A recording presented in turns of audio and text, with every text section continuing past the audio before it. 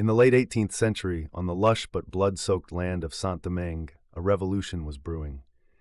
This small French colony, today known as Haiti, was the richest in the world, its sugar, coffee, and indigo fueling the French economy. But this wealth came at an unbearable cost: the suffering of hundreds of thousands of enslaved Africans.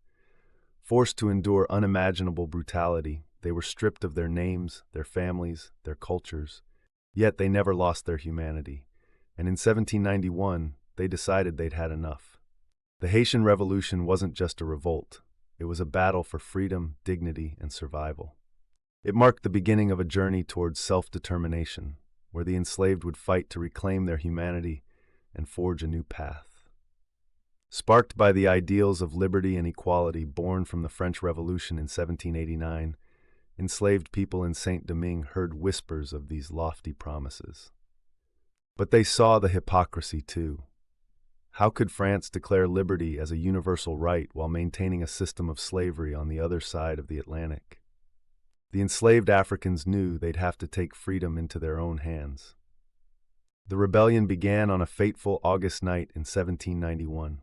On plantations across the colony, tens of thousands of enslaved men and women rose up against their masters. Buildings burned, crops were destroyed, and blood was spilled. Leading the charge were extraordinary figures, men like Toussaint Louverture, a self-educated former slave with a sharp strategic mind and unwavering resolve. Louverture understood that this fight would be more than just a single uprising.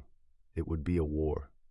As flames consumed the plantations, the rebellion spread. But Saint-Domingue was a battleground not just for the revolutionaries, but for European powers fighting to secure their interests. France, Spain, and Britain all sought to lay claim to this valuable colony during the chaos. And amidst this global tug-of-war, the revolutionary leaders saw an opportunity.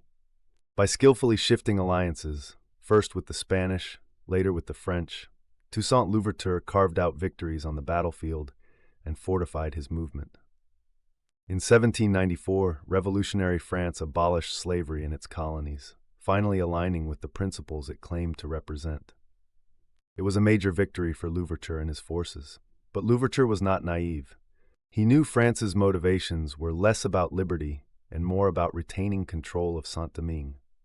And when Napoleon Bonaparte rose to power years later, his dreams of restoring the French Empire made it clear: Saint-Domingue's freedom was far from secure. By the early 1800s, Toussaint Louverture had transformed the colony. Slavery had been abolished, and the plantation economy was restructured, with workers earning wages instead of being flogged. But Louverture wasn't content with half measures. In 1801, he drafted a new constitution for Saint-Domingue, declaring himself governor for life. More importantly, he made a bold proclamation: slavery would never return. Napoleon saw this as an open challenge. Furious, he sent a massive expeditionary force to reimpose French control. What followed was a brutal campaign. French soldiers, veterans of European battlefields, were unprepared for the tropical terrain, the guerrilla tactics of the Haitians, and the deadly yellow fever that ravaged their ranks. Though Louverture was captured in 1802 and sent to die in a French prison, his spirit lived on in the revolution. Leadership passed to Jean-Jacques Dessalines, a fierce and uncompromising general.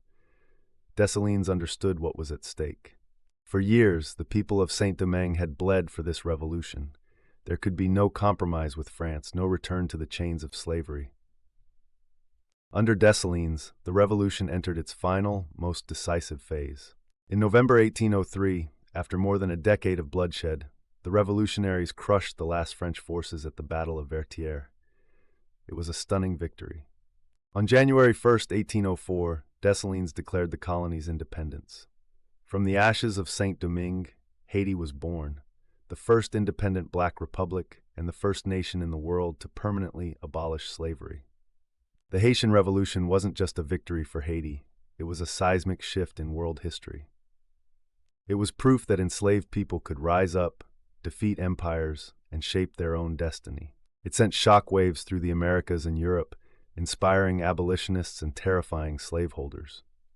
But for Haiti, the cost of freedom was steep. The new nation faced isolation, punishing economic sanctions, and relentless hostility, still to this day, from the global powers that feared its example. Yet, the legacy of the Haitian Revolution endures. It stands as a testament to the unyielding human desire for liberty and justice, the undeniable truth that even in the face of unimaginable oppression, freedom is worth fighting for.